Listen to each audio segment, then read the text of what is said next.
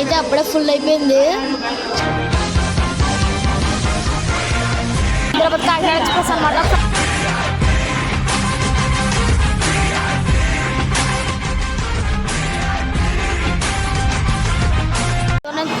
Tirupati railway స్టేషన్లో ఉన్నాను అనమాట. ఈరోజు తిరుపతి నుంచి ఒక ట్రైన్ జర్నీ అయితే చేయబోతున్నాం. తిరుపతి కాకినాడ ఎక్స్ప్రెస్ అనమాట. ప్లాట్ఫామ్ మీదకి వెళ్ళిపోయాక మిగిలిన విశేషాలు అన్నీ కూడా మాట్లాడుకోవచ్చు. ట్రైన్ అయితే ప్లాట్ఫామ్ నెంబర్ 6కి అయితే వేసారు. చాలా లాస్ట్ ప్లాట్ఫామ్కి అయితే పెట్టారు మన ట్రైన్ని. ఇంకా ఐసీఎఫ్ రేక్తో నడుస్తుంది. ఎల్హెచ్బికి త్వరలో అప్గ్రేడ్ అవుద్ది.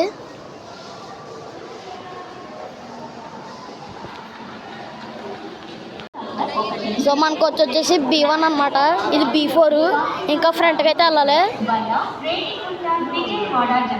ఇంకా గంట అయితే ఉంది డిపార్చర్కి.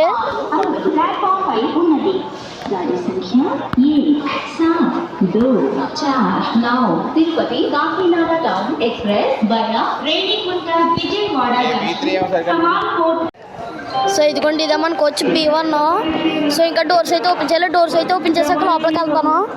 5 minutes later. సో డోర్లో ఓపెన్ చేయడం లేట్ అనమాట. ట్రైన్ అయితే అప్పుడే ఫుల్ అయిపోయింది. సో చాలా వరకు మా కోచ్లో అయితే ఎక్కేసారు అనమాట B1. సో ట్రైన్ అయితే ఆన్ టైంకి అయితే తిరుపతి నుంచి అయితే డిపార్ట్ అయిపోతుంది అనమాట. సో నాకు ఈసారి వచ్చేసి అప్పర్ బెర్త్ అయితే వచ్చింది. సో ట్రైను ఫస్ట్ నుంచి లాస్ట్ దాకా మొత్తం ఫుల్ అయిపోయింది అనమాట. మా కోచ్లో అయితే B2లో కూడా కొంతమంది ఎక్కారు, కానీ అంత ఎక్కువ ఎక్కినట్టు అనిపించలేదు. A few moments later.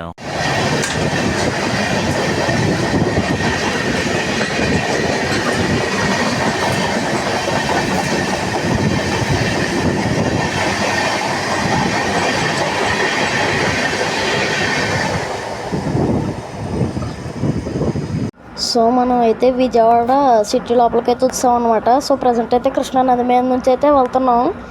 So ఇందాకడైతే ఏం స్టేషన్స్ అయితే మనం చూపించలేదు, ఎందుకంటే నేను లేచేటప్పటికి పెద్దవల్లపూడి నుంచి సిగ్నల్ అయితే వచ్చేసి ఉంది. సో అప్పటికేమో డిపార్ట్ అయిపోయింది పెద్దవల్లపూడి నుంచి. తర్వాత పినాకిని అయితే క్రాసింగ్ అయింది, కానీ అది పోయింది. తర్వాత నాందేడ్ తిరుచానూరు స్పెషల్ ట్రైన్ అయితే క్యాప్చర్ చేశాను. సో ప్రస్తుతానికైతే కృష్ణానది పైన నుంచి అయితే వెళ్తుంది. ఇంకా నెక్స్ట్ డైరెక్ట్గా స్టాప్ అయితే విజయవాడలోనే ఉంటుంది. సో ఈ ట్రైన్కి అయితే ఒక స్పెషాలిటీ అయితే ఉంది. ఏంటంటే ఈ ట్రైన్ వచ్చేసి ఎక్స్ప్రెస్ కింద కన్వర్ట్ అయినా కానీ చాలా స్టాప్స్ అయితే ఉన్నాయి, చాలా చిన్న స్టేషన్స్. మన ఈ చిన్నగంజం చూసుకున్నా, టంగుటూరు చూసుకున్నా, అవన్నీ చూసుకున్నా కానీ ఈ ట్రైన్కి చాలా స్టాప్స్ అయితే ఉన్నాయి. కానీ ఒక ప్లస్ పాయింట్ ఏంటంటే ఈ ట్రైన్ గూడూరు జంక్షన్లో అయితే స్టాప్ అయితే లేదనమాట. సో డైరెక్ట్ ఇంకా నెల్లూరులోనే ఆగుద్ది ఆ ట్రైన్. గూడూరులో అయితే స్టాప్ అయితే లేదనమాట అసలు.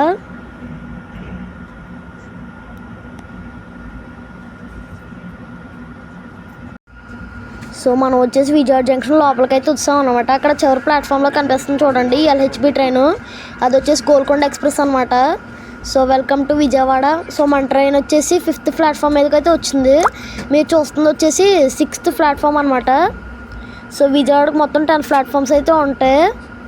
సో మనది వచ్చేసి 5th ప్లాట్ఫామ్లోకి అయితే తీసుకున్నారనమాట. సో ఇప్పుడు జస్ట్ మన అరైవ్ అవ్వకముందే నాగర్సోల్ నర్సపూర్ ఎక్స్ప్రెస్ అయితే డిపార్ట్ అయిపోయింది ప్లాట్ఫామ్ నెంబర్ 4 నుంచి. సో ట్రైన్ అయితే మొత్తానికి విజయవాడ అయితే వచ్చింది. నేనైతే విజయవాడలో దిగిపోతున్నాను. సో ఏంటంటే ఈ ట్రైన్ వచ్చేసి కాకినాడ అయితే వెళ్ళిపోద్ది అనమాట, ఏలూరు తాడేపల్లిగూడెం మీదుగా. 6th ప్లాట్ఫామ్కి వచ్చేసి ఔరా తిరుపతి హంసఫర్ అయితే అనౌన్స్మెంట్ అయితే చేస్తున్నారు. సో ఈ ట్రైన్ నేను ఐసీఎఫ్లోనే చేద్దాం అనుకున్నాను, అది జరిగింది. ఎందుకంటే ఇది ఒకవేళ ఎల్హెచ్బికి అప్గ్రేడ్ అయితే అది ప్యూర్ 130 అనమాట. మొత్తం 130 సెక్షన్ ఎల్హెచ్బిలో అయితే. కానీ ఇది ఒక టైప్ ఆఫ్ ల్యాగ్ అనమాట, ల్యాగ్ ట్రైన్ అనమాట. అందుకనే ఇది ఐసీఎఫ్లోనే చేసి 110 ఎక్స్పీరియన్స్ అయితే చూద్దాం అనుకున్నాను. సో నైట్ అయితే బాగానే కొట్టాడు, కానీ మార్నింగ్ కొంచెం లేట్ అయింది అంతే. సో ఎక్కడో చాలాసేపు అయితే ఆపేశారు, కానీ బాగానే తీసుకొచ్చింది. ఇది త్వరలో ఎల్హెచ్బికి అయితే ఇంకా బాగా తీసుకొస్తుంది 130లో. సో ఇది వచ్చేసి AB1 కోచ్ అంట. నేను ఇప్పుడు అబ్జర్వ్ చేశాను, AB అంటే 3rd AC come 2nd AC అనమాట. 2nd AC కోచ్లు అయితే 2 ఉన్నాయి. ప్లాట్ఫామ్ నెంబర్ 1కి అయితే న్యూ జల్పైగురి నుంచి చెన్నైలో సూపర్ ఫాస్ట్ ఎక్స్ప్రెస్ అయితే వచ్చింది.